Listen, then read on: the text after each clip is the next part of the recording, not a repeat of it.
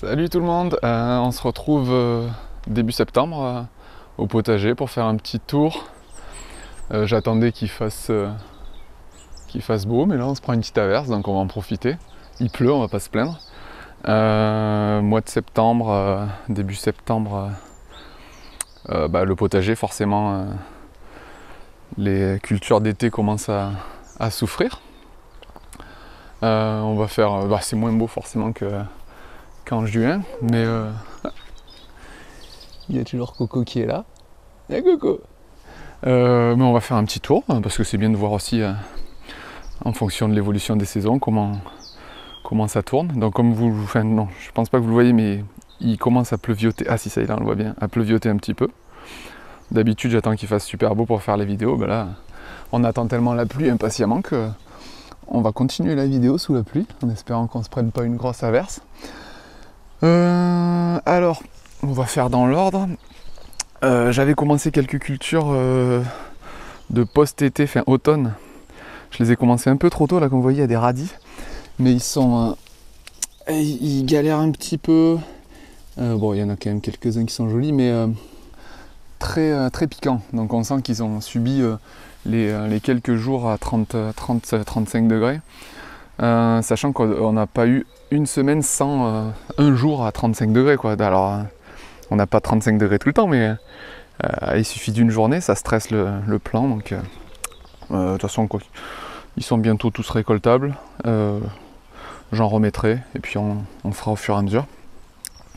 Ici, mes deux rangs de haricots qui sont corrects, mais pareil, il y a pas mal de fleurs ont pris cher à cause de la chaleur. Entre les deux, j'ai planté de la mâche qui commence à sortir. On va voir ce que ça va donner parce que c'est quand même assez serré. Comme vous le savez, j'ai pas énormément de place, donc j'essaie de faire un maximum de culture. C'est ma première année, donc on fait des tests. Le problème ici, c'est que les oiseaux avaient très soif, ils cherchaient l'humidité et les petits vermisseaux. Et forcément, dès qu'il y a une zone de terre arrosée tous les jours, parce que la mâche, il faut garder l'humidité, forcément ils viennent vous retourner ça. Donc compliqué. On verra bien avec ma petite courgette au bout. Les tomates. Alors je sais pas si vous le voyez, mais ça. Les tomates cerises, j'ai un pied de tomate cerise, je crois qui est absolument gigantesque. Qui est passé. Il est vers le bas, il est repassé là-haut. Lui, il m'en donne toujours autant. Je crois que c'est ce que j'ai récolté le plus, les tomates cerises. Il y en a encore. Bon, il y a forcément des pieds, vous voyez, qui commencent à avoir la maladie, mais là, ça sert plus à rien de traiter. On laisse faire. Alors, petite déception pour mes mûres de haricots. À chaque fois, ça pousse bien, et tout d'un coup, 2 jours à 35 degrés, les fleurs sèchent, donc, et elles tombent.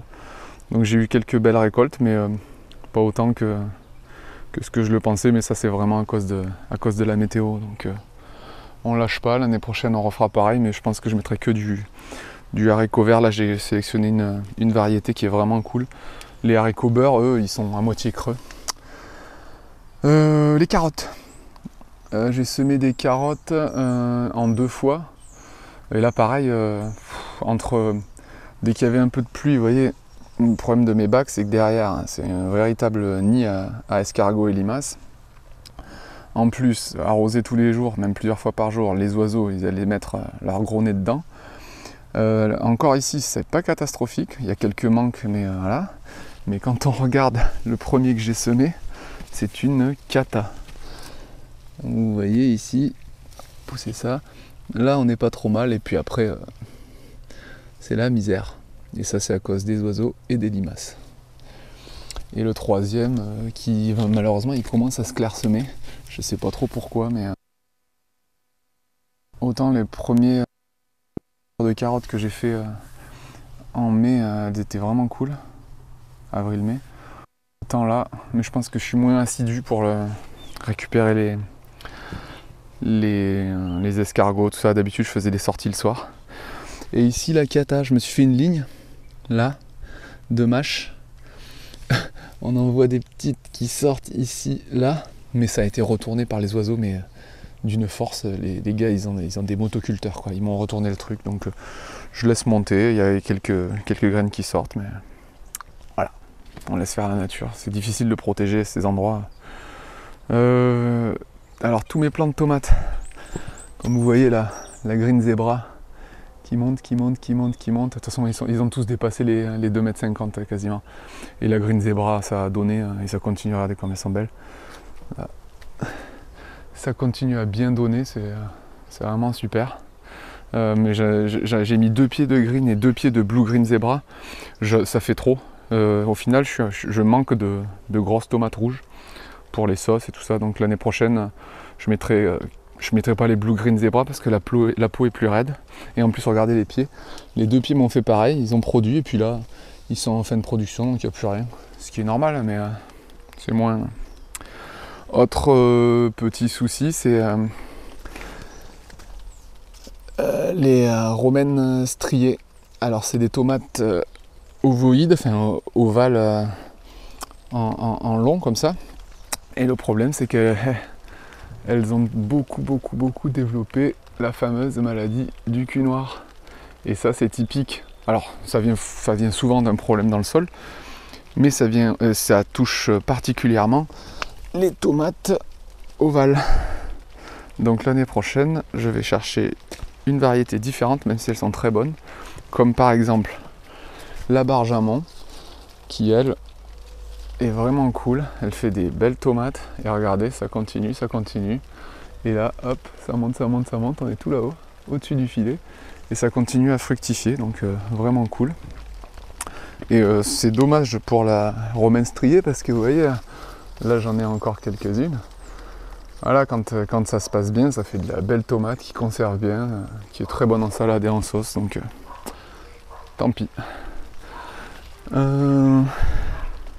Toujours mon petit punching ball. Donc là vous voyez le pédoncule il commence à être bien sec. C'est bientôt bon à récolter. On va passer de l'autre côté. Alors j'ai ramassé quelques... ça c'est des courges spaghetti. Celui-là il m'en a fait 3. On voit un derrière. 3, 4, 5. Donc 5 sur un pied. On est bien. Je suis content. J'en ai mangé une. Vraiment cool quoi, avec un peu de crème fraîche au four. Tu en mode spaghetti. Vraiment sympa. Donc c'est bien les blettes. Tant que j'y pense. J'en ai mis beaucoup trop. J'ai mis 6 pieds de blettes. Je sais plus quoi en faire, heureusement. Avec le coco. Hé Coco, t'aimes bien les blettes? T'aimes les blettes? Est-ce que t'aimes les blettes? Oui, t'aimes les blettes. Vilaine blette. Donc Coco mange des blettes avec moi, mais j'en peux plus. Je n'en peux plus. Aubergine. Vous voyez, aubergine blanche qui continue à faire du...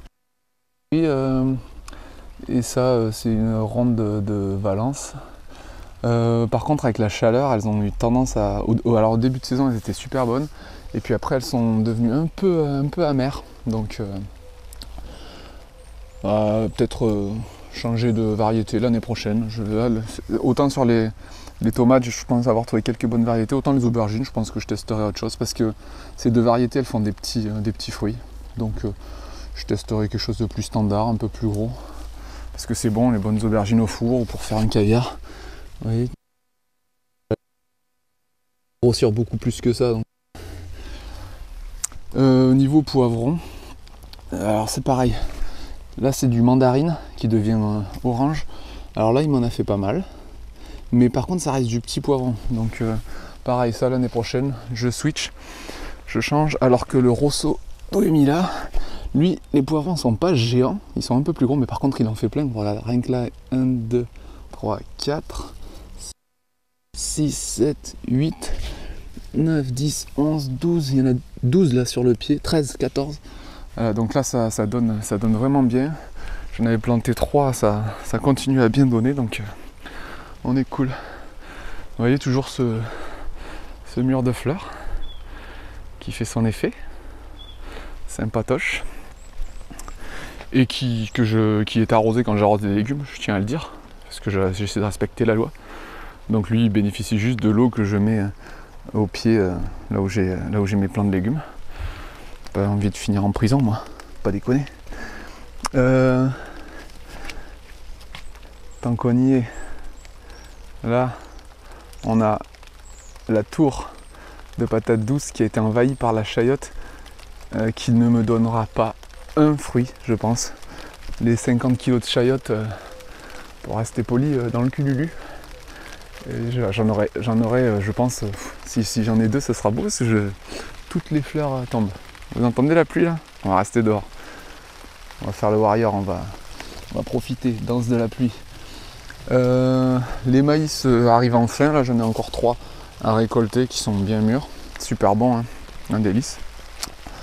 Et on finit par les courgettes. Alors les courgettes, forcément en fin de vie, celles-là elles sont carrément sorties du bac pour investir le jardin. Il y a eu beaucoup de fructification, mais il y a eu aussi beaucoup d'avortements de courgettes qui ramollissent.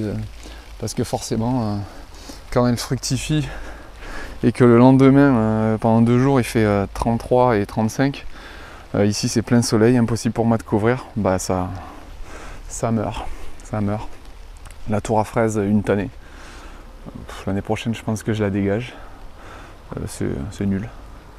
Je vous le dis, ne vous faites pas avoir. Ou alors faites des demi-tours à fraises, pas trop, là c'est beaucoup trop. Et puis de toute façon, vous pouvez pas enrichir comme vous voulez, le sol, non, c'est nul. Ça a un gain de place, mais au final, vous voulez manger 10 par 10, c'est aucun intérêt. Au final, ça fait un beau support pour les fleurs. Là, mon bac de tomates.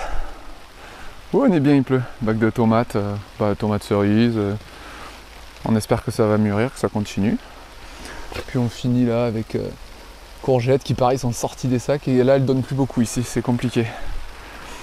Et on finit, alors là, on prend une grosse saucée. Je sais pas si vous voyez. Ça fait du bien. Et je finis par mes petits choux. La chou-fleur et la chou chinois qui sont prêts à être implantés. Je pense dans 2-3 jours, je les mets en pleine terre. Donc, en croisant les doigts pour que les petits escargots ne me dévorent pas tout. Et puis voilà. Regardez, il pleut. Tout est bien. On est heureux. Et sur ce, je vous dis à très vite. Gros bisous. Vite, il pleut. Allez, viens.